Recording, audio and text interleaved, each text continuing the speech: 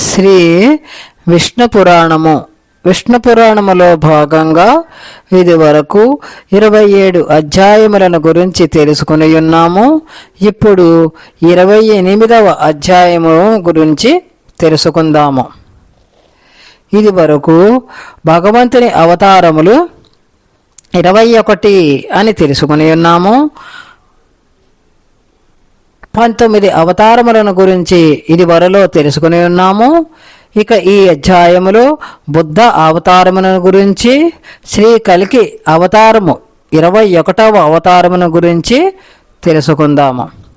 ఒకసారి మైత్రేయ మహర్షి పరాశర మహర్షిని అడిగిరి, నగ్నులు అంటే ఎవరు అని అడుగగా, వేదాలను విసర్జించిన వారు నగ్నులు, వారే దిగంబరులు అని అంటారు అని చెప్పిరి. ఒకసారి దేవతలకు రాక్షసులకు యుద్ధము జరిగి ఆ యుద్ధములో దేవతలను ఓడించిరి రాక్షసులు.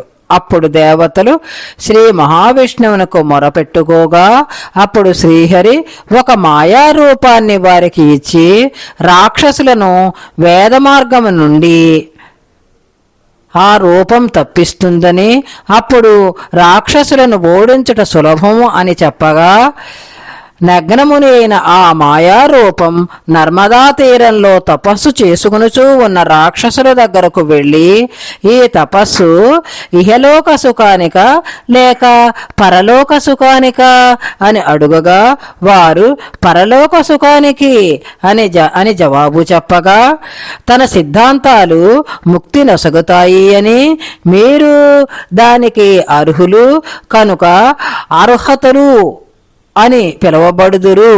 వేదాలలో హింస ఉంది, వేద మార్గానికి దూరంగా ఉండండి అని ఆ రూపం బోధించి ఉపదేశించి చివరన బుద్ధ్యద్వే అంటే తెలుసుకోండి అని అన్నారు. అప్పుడు వారు బుద్ధ్యతే తెలియబడినది అని అన్నారు. కనుక వారు బౌద్ధులయ్యారు అని తెలుస్తూ ఉన్నది.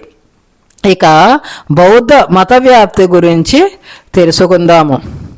శుద్ధోదన మహారాజునకు మాయాదేవి దంపతులకు సిద్ధార్థుడను పేర జన్మించెను. పెరిగి పెద్దవాడైన సిద్ధార్థుడు యశోధర అను ఆమెను వివాహము చేసుకుని ఒక కుమారుని కనెను. ఒకనాడు సిద్ధార్థుడు రథమెక్కి వీధుల వెంబడి పోవుచూ ఉండగా, తాననుభవించుచున్న సుఖములే కాక పలు రకాలైన బాధలు, వ్యాధులు, పీడలు కలవని తన సారథి ద్వారా తెలుసుకుని విరాగి వనములకు వెళ్ళి తపస్సు చేసి సిద్ధి పొంది బుద్ధుడను పేర ప్రసిద్ధి నొందెను. అహింస, భూతదయ, సత్యవాకు మానవుని ధర్మ మార్గమున నడిపించునని ప్రపంచమునకు బోధించెను. దేశదేశములు తిరిగి బౌద్ధమత వ్యాప్తి సాధించెను.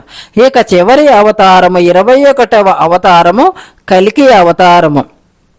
కలియుగమున భక్తిహీనత, అధర్మము, ధర్మభ్రష్టత, కుట్రలు, మోసాలకు నిలయమై ప్రజలు సుఖశాంతులకు దూరమగుదురు. అప్పుడు శ్రీహరి విష్ణుయసుడు అను విప్రునకు పుత్రుడై అశ్వరూఢుడై ఖడ్గధారి అయి కలికావతారముగా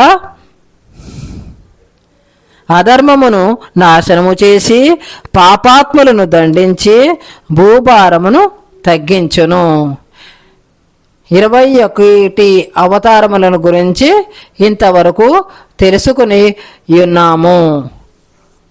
29వ అధ్యాయమును గురించి తర్వాత అంబరీషుని వృత్తాంతముల గురించి తెలుసుకుందాము.